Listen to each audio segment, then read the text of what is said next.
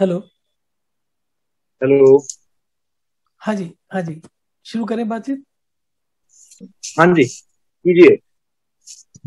अ, तो आप के बारे में आपने जो हमारा प्रीवियस डिस्कशन हुआ था वो था कि आप आयुर्वेद में बिलीव करते हैं, और आपने आयुर्वेद जब आपको कॉन्स्टिपेशन का कुछ इशू होने लगा तो आपने आयुर्वेद से कुछ इलाज वगैरह किया, हर्ड वगैरह भी लिया आपने, तो उससे आपको हम्म रिलीफ हम्म मिल जाता था। हम्म बट फिर नहीं मिला, फिर हम्म आपको कुछ स्किन ड्राइनेस होने लगी, कुछ आपने फिर स्टेरॉइड भी ट्राई किया एक्जिमा के लिए, तो वो हम्म उसको जैसे ही छोड़ते थे तो और बढ़ जाता था।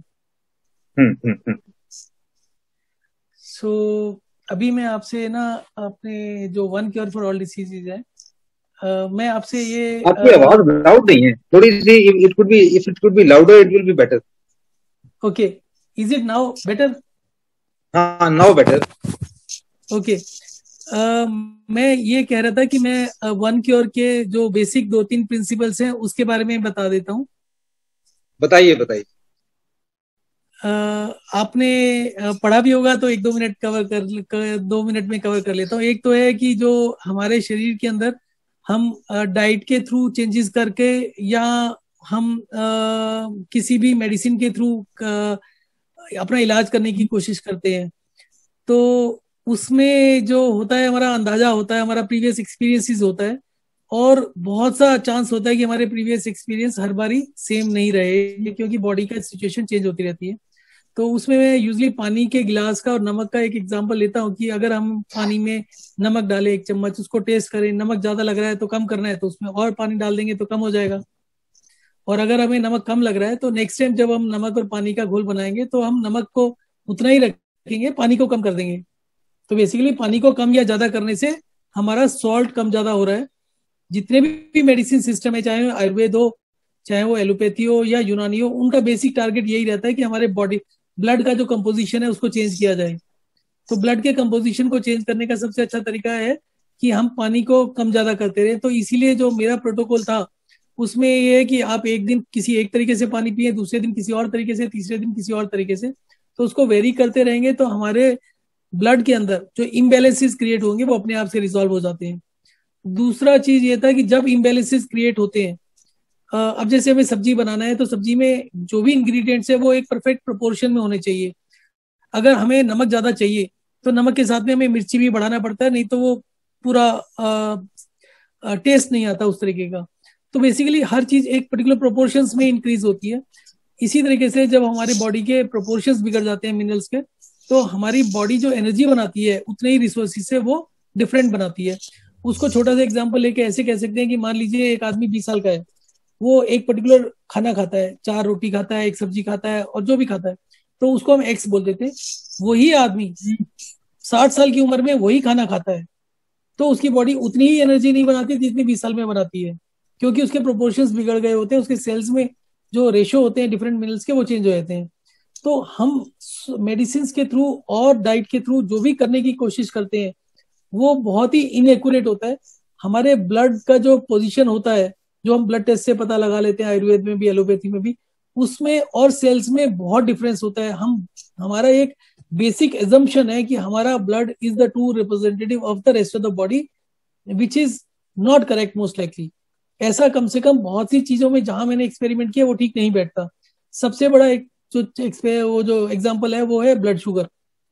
ब्लड शुगर में, ब्लड में शुगर होती है, सेल्स में नहीं होती, this is accepted fact. Medicine system भी आजकल मानता है इस बात को। तो इसी तरीके से अगर हमारे ब्लड में कैल्शियम कम है तो हो सकता है हमारे शरीर में कैल्शियम ज्यादा हो।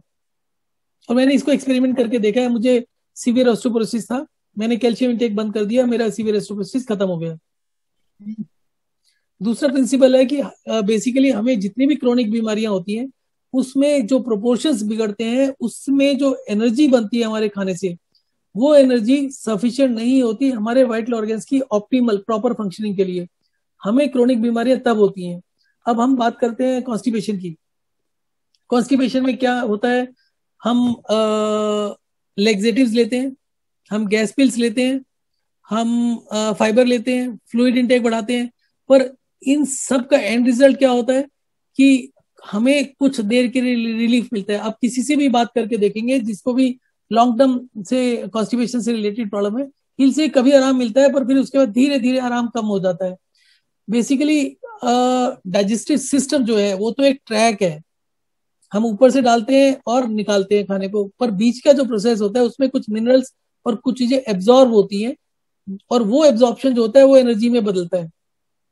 जब हमारे डाइजेस्टिव सिस्टम को काम करने के लिए सफिशिएंट एनर्जी नहीं मिलती, हमारा डाइजेस्टिव सिस्टम करीब करीब 25-30% एनर्जी लेता है टोटल एनर्जी का। तो जो खाने से एनर्जी बनती है उसका 25-30% तो डाइजेस्टिव सिस्टम लेता है। अगर वो सिस्टम में पूरा एनर्जी नहीं है तो क्या होगा, वो खाना ठीक से प्रोसेस नहीं होगा और वो अटक जाएगा। जब वो अटकेगा तो हम पानी पिएंगे, तो जैसे हमारा कोई रसोई का नाली या उस तरीके से होता है ना, ड्रेनेज जो है वो जाम हो गई तो हम उसको पानी डाल के थोड़ा सा निकाल देते हैं। कभी हम उसमें डंडा लगा के चला देते हैं, तो डंडा इज काइंड ऑफ गैस पिल का आया, उससे गैस बना, उससे उसको और धकेल दिया तो क्लियर हो गया। इसी तरीके से फाइबर काम करता है, इसी तरीके से लेक्सेटिव्स काम करते हैं, परंतु ये टेम्परेरी सोल्यूशन होते हैं। अगर हमें रोज हमारा कचरा फंस रहा है तो हमें कुछ और सोल्यूशन देखना है, कचरा डाले ही नहीं। दूसरा यहाँ पर एनर्जी की बात है, क्या फोर्स होता है, उसका डाया कितना है पाइप का। तो इन सब का एंड रिजल्ट ये है कि ये सिर्फ सिंपल पाइप नहीं है, इस पाइप का अपना मैकेनिज्म है। हमारा पेट है, 1 मिनट में 3-4 बार मूव करता है। उसके अलावा हमारे स्मॉल इंटेस्टाइन है, उसमें भी मूवमेंट्स होती हैं, लार्ज इंटेस्टाइन में भी मूवमेंट्स होती हैं। अब जब हमारे शरीर में एनर्जी नहीं रहती तो ये मूवमेंट स्लो डाउन होने लगती है, और स्लो डाउन होने की वजह से जो खाना प्रोसेस करने की स्पीड होती है वो स्लो हो जाती है। तो कॉन्स्टिपेशन के लिए या किसी भी क्रोनिक बीमारी के लिए हमारे हमारे हिसाब से सब बीमारियों का एक ही कारण है। तो क्रोनिक बीमारियों का एक ही कारण है कि हमारा जो वाइटल ऑर्गन, जैसे मान लीजिए किसी को माइग्रेन हो रहा है, सर दर्द हो रहा है, तो हम ये कहते हैं कि तुम्हारे ब्रेन को जो एनर्जी चाहिए वो नहीं मिल रही। किसी को हार्ट का प्रॉब्लम हो रहा है तो हार्ट को काम करने के लिए जितना एनर्जी चाहिए वो नहीं मिल रही। अब बात यहाँ आती है कि हम इस एनर्जी को बढ़ाने के लिए क्या करें। हम खाने में चेंजेस करके तो इस एनर्जी को नहीं बढ़ा सकते। उसका एक सिंपल सा मतलब एग्जांपल ले सकते हैं। मान लीजिए एक आदमी 2 रोटी खाता है एक टाइम में, 3 बार ही खाना खाता है, टोटल 6 रोटी खाता है। अगर वो 6 रोटी की जगह 4-4 रोटी खाना शुरू कर दे, 12 रोटी कर देगा, तो क्या उसका शरीर डबल एनर्जी प्रोड्यूस करेगा, ज्यादा करेगा? मेरे हिसाब से जो आदमी 2 खाता है वो 4 को हैंडल नहीं कर पाएगा, उसके स्टमक एसिड भी प्रॉपर नहीं होंगे, उसको इंडाइजेशन होगा, गैस बनेगी, और उसका एनर्जी का जो प्रोडक्शन है वो और कम हो जाएगा, क्योंकि प्रोपोर्शंस टोटली बिगड़ गए। उसके जो स्टमक एसिड्स है वो मान लीजिए 2 रोटी के बराबर है, 4 का लोड डाल दिया तो डिस्प्रोपोर्शनेट हो गया, और ultimately he will and up, जो आदमी के 2000 कैलोरी प्रोडक्शन हो रहा था डेली का, तो शायद वो 1800 पर आ जाएगा। उसके लिए उसको आराम भी ज्यादा करना पड़ सकता है। तो बेसिकली अब हमें मेटाबॉलिक रेट को बढ़ाना है या availability of energy for vital organs को बढ़ाना है। तो उसके लिए आज तक पिछले इतने सैकड़ों सालों से जो हम बात कर रहे हैं, एक्सरसाइज करो, आप वॉकिंग करो, आप ऐसे करो, आप 40 मिनट कम से कम चलो, and that is good for health.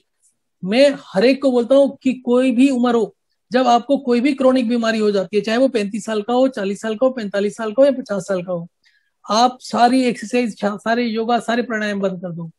आप सिर्फ 5 मिनट घर में एक नॉर्मल स्पीड से चलें, और 5 मिनट चलने के बाद 5 मिनट आराम से बिस्तर पर लेट के आराम करें।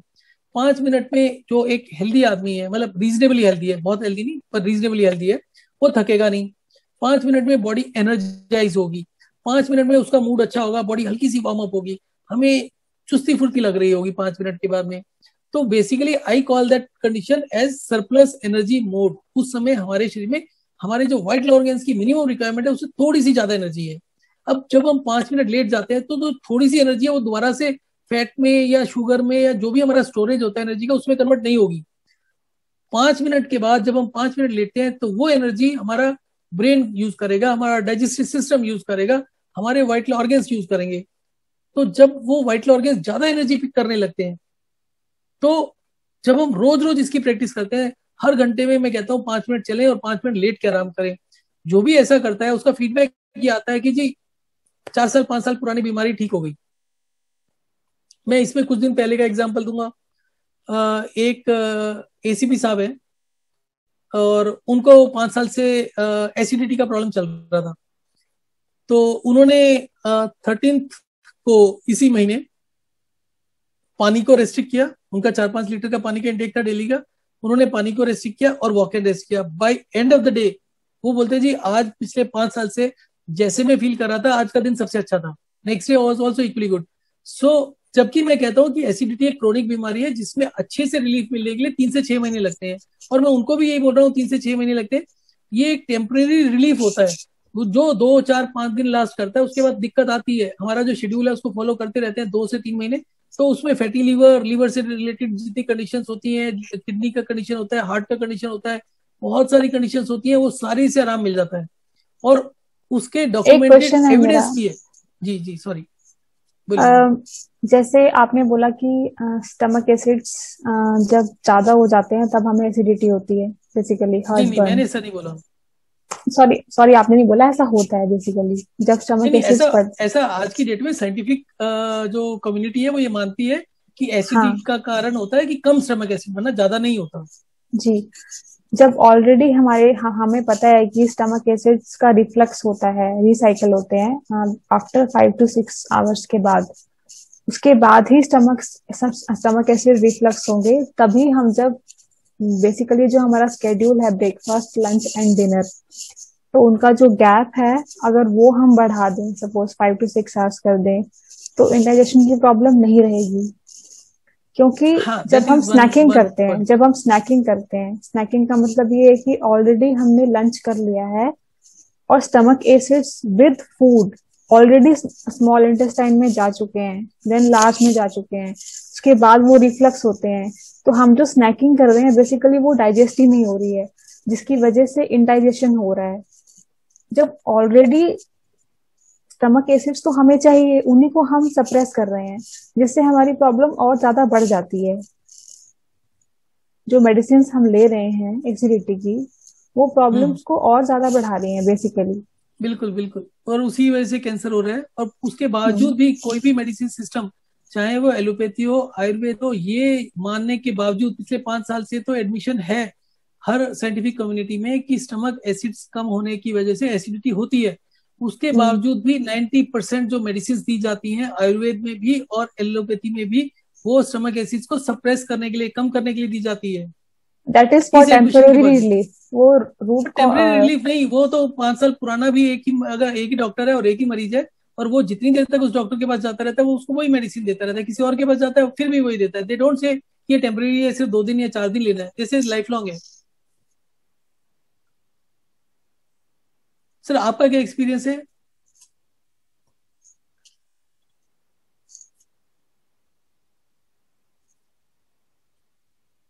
अतुल जी।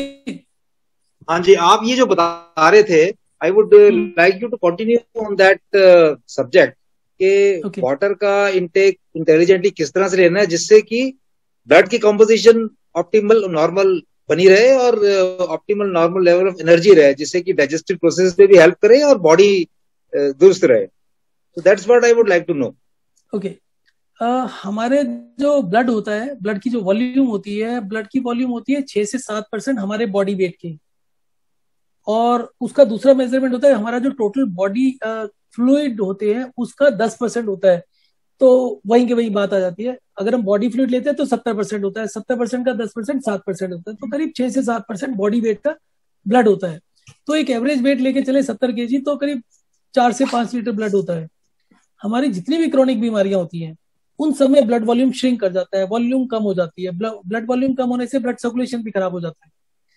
हमारे जितने भी वाइटल ऑर्गन्स हैं उनको भी जिंदा जिंदा रहने के लिए और ठीक फंक्शनिंग कंडीशन में रहने के लिए ब्लड सप्लाई चाहिए। हार्ट ब्लड सप्लाई करता है पूरे शरीर में, पर हार्ट को के जो मसल्स हैं उसको भी ब्लड सप्लाई चाहिए। हमारा जो किडनी है जो कि ब्लड को प्यूरिफाई करती है या प्रोसेस करती है दिन में 40 बारी, उस किडनी का जो जिस चीज से किडनी बनी है उसको भी सप्लाई चाहिए ब्लड का, उसको भी एक आर्टरी सप्लाई करती है। हमारे जितने भी वाइटल ऑर्गन्स है उनको आर्टरीज के थ्रू मेन ब्लड सप्लाई होती है। और ये समझने वाली बात है कि जब भी हम ब्लड को चेक करते हैं वो ब्लड को चेक करने का कोई ज्यादा मीनिंगफुल चीज नहीं है, क्योंकि वो सिर्फ ब्लड को चेक करती है।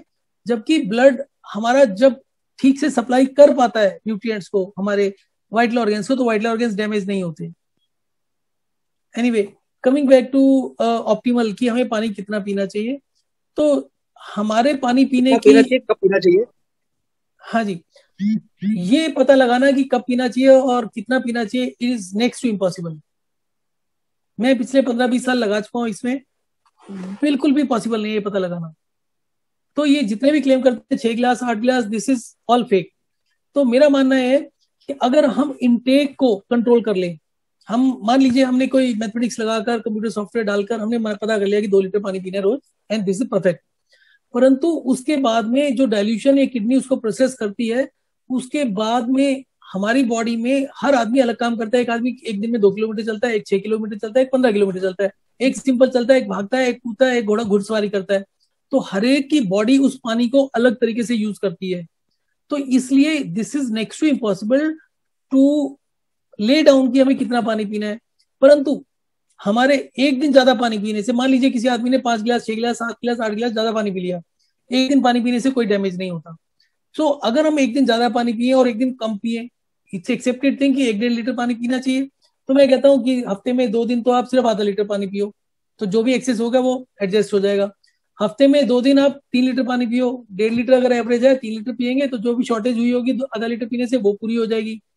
कभी हम खाने के साथ पानी पिए, कभी खाने से पहले पिए। तो ये जो कंसेप्ट है कि खाने के 1 घंटे बाद पानी पीना है, हमने वो भी करके देखा है, हमने खाने के साथ भी पानी पी के देखा है, खाने से पहले भी पानी पी के देखा है। हर चीज का अपना अपना बेनिफिट है, हर अलग अलग कंडीशन में हेल्प करता है। तो हमारा जो आज की डेट का प्रोटोकॉल है वो है कि आप सारे के सारे सिस्टम अपनाओ। एक दिन आप खाने के साथ पियो, एक दिन खाने से पहले पियो, एक दिन खाने के बाद भी पियो। अगर हमें स्वस्थ रहने में हर चीज में बेनिफिट है तो हम एक ही चीज को क्यों फॉलो करें?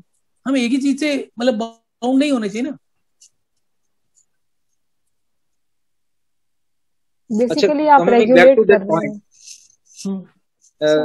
एक्जिमा, मैंने एक्जिमा का आपसे जिक्र किया, तो आपने ये बताया कि एक्जिमा बॉडी में टिश्यूज में सेल्स में एक्सेस वाटर के एक्यूमुलेट होने से होता है। I think that's what you told me. Yes sir.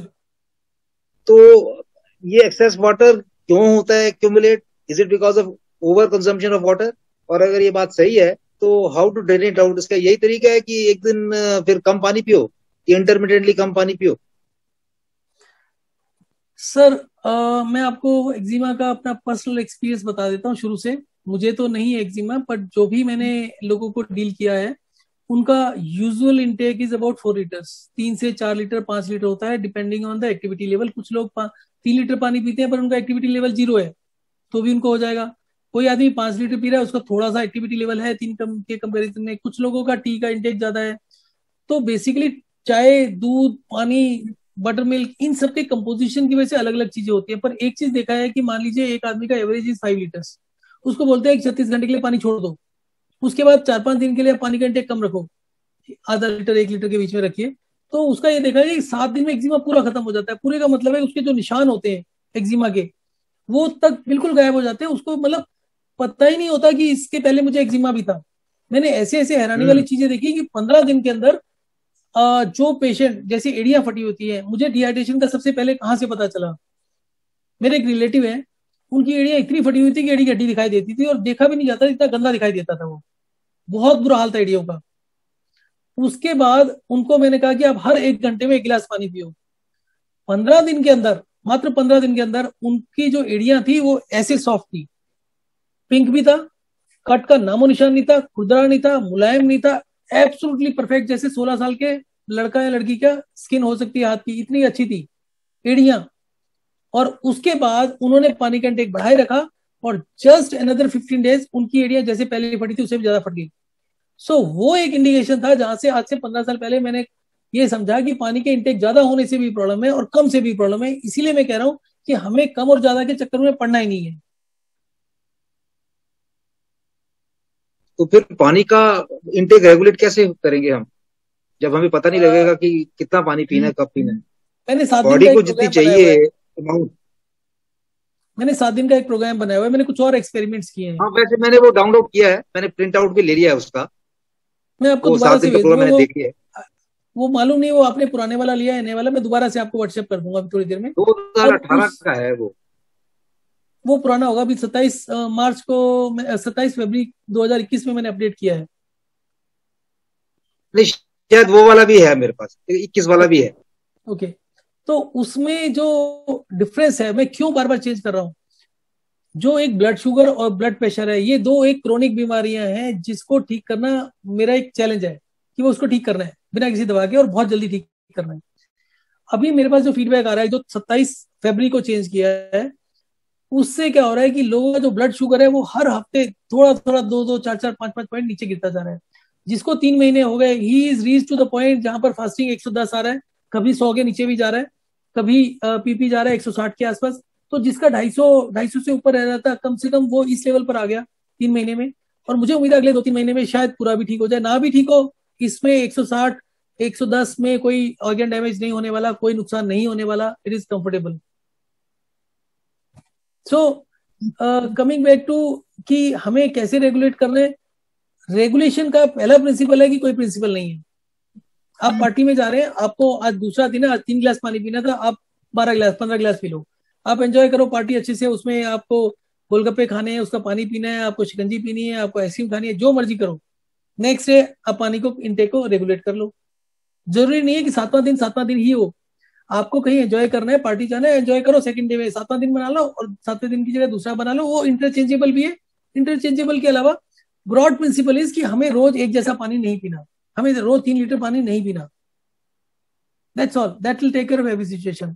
तो अगर हम इसे मतलब your approach is that we have to vary the amount of water intake on day to day basis. On day to day basis, और उसमें कोई fix नहीं है। ये तो सिर्फ क्योंकि कुछ लोग होते हैं कि नहीं जी हमें बहुत बीमारी है, हमें आप पूरा एग्जैक्टली बताओ, तो ये गाइडेंस के लिए है। पर मैं हर एक को 1 हफ्ते के बाद बोलता हूँ कि आप जैसे मर्जी करो, क्योंकि लाइफ का मतलब खत्म होता है। हम इसको ये नहीं कह सकते हमने बीमारी ठीक कर दी अगर उसको हमने 500 रिस्ट्रिक्शन लगा दी कि आप ये नहीं खाओगे, ये नहीं खाओगे, ऐसे नहीं लेटोगे, वैसे नहीं लेटोगे, तो उसका मतलब आपने बीमारी ठीक नहीं करी। एक ब्रॉड प्रिंसिपल है कि कम ज्यादा करना है। जो आदमी स्वस्थ है वो महीने में 1 बार भी करेगा तो भी चलेगा। जो आदमी ज्यादा बीमार है वो उसको शायद महीने में 3 दिन, हफ्ते में 3 दिन 4 दिन भी रेगुलेट करना पड़ेगा। जो बहुत ज्यादा बीमार है हो सकता है उसको 6-7 महीने 1 साल अच्छे से रेगुलेट करना पड़ेगा। अब ये एक्जिमा है, मुझे जो एक्जिमा हुआ है ये पिछले 4-5 महीने में ही हुआ है, पहले नहीं था, पहले सिर्फ प्लेन ड्राइनेस थी। तो वो कुछ दवाइयों का असर मुझे लगता है, कुछ मैंने आयुर्वेदिक दवाइयां, कुछ एलोपैथिक दवाइयां खाई, वो ब्लड पॉइजन हो गया, टॉक्सिसिटी ब्लड की हो गई, मुझे ऐसा लगता है, मुझे उसका इफेक्ट लगता है। लेकिन अब ये जा नहीं रहा है। तो मैं ये समझता हूँ, आपकी बात से मुझे जो समझ में आया वो ये है कि समवेयर मेरे रूटीन में पानी एक्सेस बॉडी में चला जाता है और फिर मुझे हफ्ते में 1 या 2 दिन कम पानी पीना है। Have I rightly understood? जी, यहाँ पर एक्जिमा में आपको काफी हद तक काफी ज्यादा डिहाइड्रेट करना पड़ता है। उसमें कम पानी भी नहीं है, उसमें जो सबसे फास्ट और अच्छा रिजल्ट मिलता है वो है कंप्लीट पानी छोड़ने पर। हाँ, तो एक दिन पूरा छोड़ के देखना होगा। Walk and rest. अगर मैं एक दिन, भाई साहब, अगर एक दिन पानी नहीं पीता मैं, I don't take cereal food और I just try to take only fruits and salad, तो पानी तो पीने की जरूरत ही नहीं है, मैं उससे काम चला लूंगा। Will that be okay? सलाद भी नहीं लेना, फ्रूट तो नेचुरल वाटर होता है ना सर। नेचुरल का कोई कंसेप्ट नहीं है। मैं आपको पेशेंट से बात करा सकता हूँ जिसका फ्रूट और सलाद की डाइट रेगुलर लेने पर 7 से 8 किलोमीटर रोज चलने से और पानी का इंटेक ज्यादा लेने से उसका लीवर कंप्लीटली फेल हो गया, लास्ट कंडीशन में पहुंच गया एसाइटिस का, विच इज लीवर का लास्ट कंडीशन। सभी तरीके के एब्डोमिनल कैंसर्स में एसाइटिस होता है, लीवर में पानी, पेट में एब्डोमिनल कैविटी में पानी भरता है। उस पेशेंट को पानी रेस्ट्रिक्ट करके वॉक एंड रेस्ट चालू करके 1 महीने के अंदर पानी खत्म कर दिया, जो कि मेडिकली इम्पॉसिबल है। अगर कोई भी मेडिकल इंस्टीट्यूट होगा जो उसको एग्जामिन करेगा, पर यहाँ पर अगर हम कर रहे हैं तो उसको कोई एक्नॉलेज नहीं कर रहा। उस पेशेंट ने डॉक्टर को जाके बताया कि ये 1 महीने का, उस डॉक्टर के पास उसकी रिपोर्ट से 1 महीने पहले का क्या था, 1 महीने के बाद हो गया। वो सुनता है, हैरान होता है और बस बात खत्म हो जाती है। अच्छा, अभी मैं एक दूसरा पॉइंट भी टच करूंगा वॉक एंड रेस्ट का। हमें पानी को कम करना है। पानी को कम करने का शेड्यूल तो एक है, उसका जस्टिफिकेशन भी होता है, तो पर उससे पहले एक दूसरा इंपॉर्टेंट चीज करता हूँ कि मैं बात कर रहा था 5 मिनट चल के 5 मिनट लेटने का। मेरा पर्सनल एक्सपेरिमेंट्स हुए हैं पिछले 4-5 साल का, वो ये है कि आप जब 5 मिनट चलते हैं ना, तो आपके जो सेल्स होते हैं जो एक्स्ट्रा पानी कैरी करते हैं, उसको 5 मिनट एक्स्ट्रा चलने के लिए एक्स्ट्रा एनर्जी प्रोवाइड करनी है। वो एक्स्ट्रा एनर्जी कैसे प्रोवाइड करते हैं? वो अपना फ्लूइड जो होता है सेल्स में उसको रिलीज कर देते हैं। जब सेल्स फ्लूइड को छोड़ते हैं तो सेल्स में कंसंट्रेशन ऑफ न्यूट्रिएंट बढ़ जाता है, तो वो सेल उतने न्यूट्रिएंट से जो पहले थे उसके पास, उससे ज्यादा एनर्जी प्रोड्यूस कर पाता है। पर 5-10 मिनट के अंदर हमारे सेल्स इन्फ्लेम हो जाते हैं, सूजन आ जाती है, जिसकी वजह से सेल्स अब पानी रिलीज नहीं कर पाते। तो जब हम 5 मिनट चलने के बाद 5 मिनट रेस्ट कर लेते हैं, तो वो जो सेल्स में इन्फ्लेमेशन होती है 5 मिनट चलने की वजह से, एक्सेस पानी रिलीज करने की, वो इन्फ्लेमेशन रिवर्स हो जाती है। तो 5 मिनट का जो दोबारा चलते हैं तो उसके बाद वो दोबारा से फ्लूइड रिलीज करता है। तो इसमें दो कंसेप्ट है जो सबसे अच्छे रिजल्ट देखने को मिलते हैं, वो है हर 1 घंटे के अंदर 5 मिनट नॉर्मल स्पीड से। 5 मिनट नॉर्मल स्पीड का मतलब है 400 से 550 स्टेप्स पर 5 मिनट्स अगर हम लेते हैं तो वो नॉर्मल स्पीड है। इतना लेकर 5 मिनट आराम करें हर 1 घंटे में, मतलब घंटे में 50 मिनट काम करें और 10 मिनट वॉक एंड रेस्ट करें, तो उसमें एनॉर्मस रिजल्ट्स मिलते हैं। आज की डेट में कोरोना का दुनिया में कोई इलाज नहीं है, आप देखते रहो कम से कम 10-20 करोड़ लोग मरेंगे अभी। अभी तो जो हो रहा है तो कुछ भी नहीं है। कोरोना का सिर्फ एक ही इलाज है, कोरोना का सबसे बड़ा, कोरोना का नहीं दुनिया की हर क्रोनिक बीमारी का एक ही सिम्टम है, ड्राई माउथ। हमें ज्यादा प्यास लगती है, मुंह सूखने लगता है, और बुढ़ापे में ज्यादा होता है। और डॉक्टर ये कहते हैं बुढ़ापे में हमें पानी की रिक्वायरमेंट कम है, वी आर डिहाइड्रेटेड, क्योंकि हमारा मुंह सूख रहा है। वेरेस अगर आप 4 लीटर रोज पानी पीते हैं, या किसी भी आदमी को पकड़ लीजिए जो 4 से 5 लीटर 3 लीटर से ज्यादा पानी पी रहा है, उसको बोलिए एक दिन पानी बिल्कुल नहीं पीना, उसके अगले दिन सिर्फ 3 गिलास पानी पीना है, विद इन 48 आवर्स उसके मुंह में सलाइवा बढ़ जाएगा, उसका मुंह सूखना बंद हो जाएगा। दुनिया में कोरोना का इसके अलावा कोई इलाज नहीं। आप जितना मर्जी कोशिश कर लीजिए, जितना मर्जी आयुर्वेद फॉलो कर लीजिए, जितना मर्जी लोगों को जिंक खिला लीजिए, विटामिन सी खिला लीजिए, कुछ नहीं होने वाला। हर आए दिन डेथ रेट बढ़ेगा। डिहाइड्रेशन की डेफिनेशन है वो गलत है, और जब उसके हमारे रिजल्ट्स हैं, मेरे यूट्यूब चैनल के ऊपर हजारों के हिसाब से वो है लोगों का टेस्टिमोनियल्स कि हाँ 2 दिन पानी कम करने से मुंह में सलाइवा बहुत बढ़ जाता है। अभी मैं बात कर रहा हूँ, मेरे मुंह में बहुत सलाइवा है, मेरे ख्याल से मैंने सुबह से 1 गिलास पानी नहीं पिया, थोड़ा सा फल जरूर लिया है, परंतु मेरा यूजली 2 से 3 लीटर पानी, और मैं बाहर भी होकर आया हूँ, चला भी हूँ। अभी मैं बाहर ही था जब आपसे बात हुई थी फोन पर, अभी मैं बस आधा 1 घंटा पहले आया हूँ। तो what I am saying is कि जो डिहाइड्रेशन का कंसेप्ट है मुंह सूखने का, चाहे वो आयुर्वेद हो चाहे यूनानी हो, सब है, सब गलत कर रहे हैं। और उसके बाद जब एविडेंस दे रहे हैं उनको हजारों की तादाद में, 100% एविडेंस है। आप एक आदमी पूरी दुनिया में दिखा दो जो 6 लीटर पानी पीता हो, और जब वो पानी 1 घंटा 2 घंटा नहीं पिए और इतना देर बात करेगा तो उसका मुंह नहीं सूखेगा, एक आदमी दिखा दीजिए। जहां 100% एविडेंस है उसको इग्नोर करे जा रहे हैं, वो भी 10 साल से। इस सलाइवा का ज्यादा होना इट डजंट मीन कि बॉडी के अंदर पानी ज्यादा है। Saliva is a different thing. बिल्कुल वो बिल्कुल ठीक कह रहे हैं आप। वो मैं तो खुद ही कहता वो हूँ। अर्थ एलिमेंट है, वो कफ से बनता है। जो शरीर कफ पित्त वात होते हैं, वो कफ नहीं के सर, ज्यादा वो होने से सब गलत है। सलाइवा जनरेट होता सर ऐसा गलत है एकदम, कफ के ज्यादा होने से सलाइवा ज्यादा बनता है, बिल्कुल गलत है। आप पूरा गूगल छान लीजिए, जिस आदमी को साइनस होता है, साइनस का मतलब जिसकी बॉडी में कफ ज्यादा है, जिस आदमी को कफ गोल्डन कफ रहता है, गोल्डन कफ रहने से उसका SpO2 भी कम होता है, उसका ब्रीदिंग रेट भी गड़बड़ करता है, और उसको मुंह भी सूखता है। कफ से मुंह में सलाइवा ज्यादा नहीं होता। I am not talking about 1%, 100 में से एक आदमी की बात नहीं कर रहा, 100 में से 99 आदमी का मुंह सूखता है। आप गूगल कर लीजिए। है। आपका चाहे आपको कॉन्स्टिपेशन हो, चाहे आपके बाल झड़ रहे हो, चाहे आपका आईसाइट वीक हो, आप कुछ भी कंडीशन होगी, कोई भी बॉडी की क्रोनिक कंडीशन होगी, तो आपका मुंह सूखेगा। आपका पोलियो का उठा के देख लीजिए, पोलियो का CDC, US गवर्नमेंट की वेबसाइट, इट सेज पोलियो का भी सिम्टम एक ही था, मुंह सूखना। दुनिया की हर बीमारी पोलियो एंड आप अभी मैं थोड़े दिन पहले से एनालाइज कर रहा हूँ कि पोलियो में और कोरोना में फर्क क्या है, कोई फर्क नहीं है, सारे के सारे सेम सिम्टम्स हैं। सिर्फ आउटकम पहले एक होती थी, अब 10 आउटकम आउटकम हो गई। पहले पैरालिसिस होता था, पैरालिसिस का कारण है क्लॉटिंग होता था, क्लॉटिंग आज भी हो रहा है, आज भी हार्ट अटैक हो रहा है, आज भी पैरालिसिस हो रहा है, आज भी बाकी सब चीजें हो रही है। थोड़ा सा अपग्रेडेड वर्जन है, थोड़ा सा और इंप्रूव कर गया है पहले से। पर अगर आप पोस्ट रिकवरी का देखेंगे, डेथ रेट को देखेंगे, कॉम्प्लिकेशन को देख लें, अगर 100 लोगों को पोलियो होता है, वायरस होता है, तो 100 में से 80 को तो पता भी नहीं चलता वो एसिडी को होते हैं। सेम कहानी इसकी है, आप डिटेल्स तो देखिए इसको। सारी की सारी दुनिया की एक ही बेसिक फंडामेंटल एजम्पशन क्या है डिहाइड्रेशन को लेकर है, और डिहाइड्रेशन का कहीं कोई एक्सपेरिमेंट नहीं है, कोई स्टडी नहीं है पूरी दुनिया में। This is the worst part. किसी को डायबिटीज होती है, उसको प्यास ज्यादा लगती है, पेशाब ज्यादा आ रहा है, तो सबसे पहले क्या एग्जामिन करना चाहिए, क्या उसको पेशाब ज्यादा आ रहा है क्योंकि वो ज्यादा पानी पी रहा है? कोई स्टडी नहीं है। टाइप 1 डायबिटीज है, जितने 4-4 8-8 साल के 6-6 साल के बच्चे 5-5 लीटर पानी पी रहे हैं, आप सोच सकते हैं। और उसके बावजूद डॉक्टर ये नहीं एग्जामिन करता कि वो पानी पीना कब शुरू किया उसने। किसी के मुंह में छाले होते हैं, कोई डॉक्टर ने आज तक किसी पेशेंट से ये नहीं पूछा कि भैया तुम पानी कितना पीते हो, छूटते कहते हैं पानी बढ़ा दो। जिसको मुंह में छाले होते हैं 4-4 5-5 लीटर पानी पीते हैं सर। ये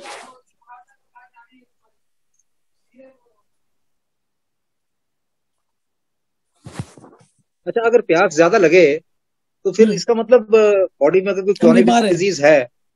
हम्म। आप, मेरी आवाज आ रही है? हाँ जी, हाँ जी, बिल्कुल।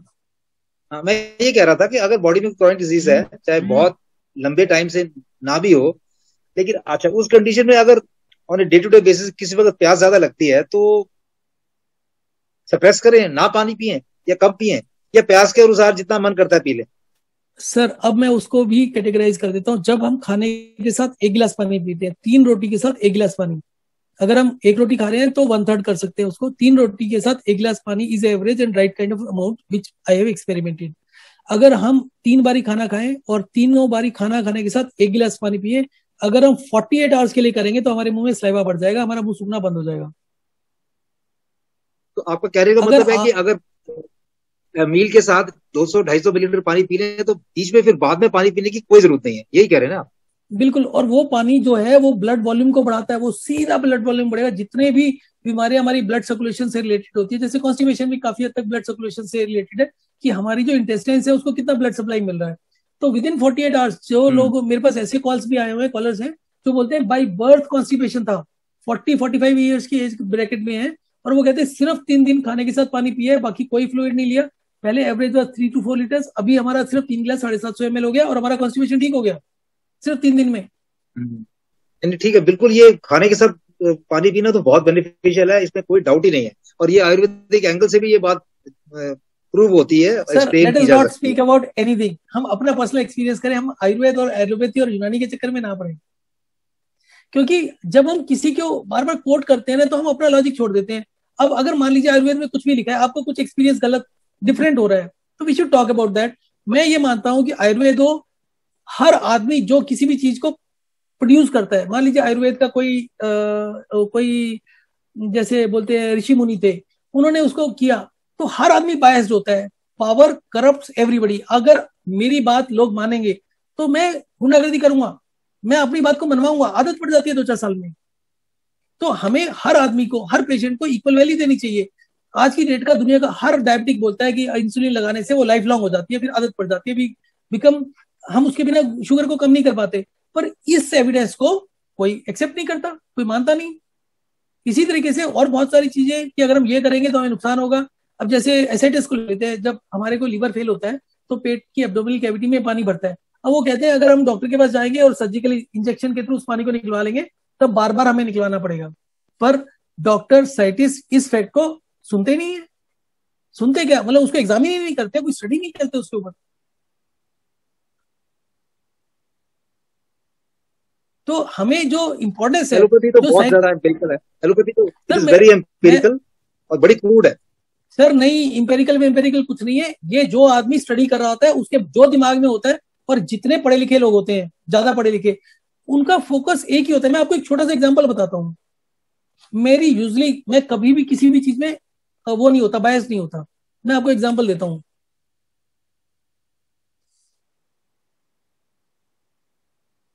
मैं पहली बार कोर्ट में गया, तो मैंने अपने क्लाइंट की तरफ से केस फाइल किया। क्लाइंट ने जो जो फैक्ट्स बताए, मैंने वो एज इट इज लिख दिया, कोई चीज छुपाई नहीं और कोई चीज ट्विस्ट भी नहीं करी। तो मेरे फैक्ट्स कोई गलत थे ही नहीं। जो पेपर्स दूसरी पार्टी का इंश्योरेंस कंपनी के वास्ते, वो सारे पेपर फाइल कर दिए, so that there is no point कि मैं उनको हाइड करूं, फिर दूसरी पार्टी 2 डेट 4 डेट खराब करके करे। तो पहली डेट में सब कुछ लिख दिया। दूसरी पार्टी ने रिप्लाई दिया, उसने हर लाइन के स्टार्टिंग में लिखा फॉल्स एंड डिनाइड, पर उसके बाद डिनाई कुछ भी नहीं किया। क्योंकि जब वो बोलता है फॉल्स एंड डिनाइड, देन ये से कि सच क्या है, और सच में जो डॉक्यूमेंट में लगा रहा है वही वो लगा रहा है। कोर्ट उसको क्यों एक्सेप्ट कर रहा है? जब वो डॉक्यूमेंट कोर्ट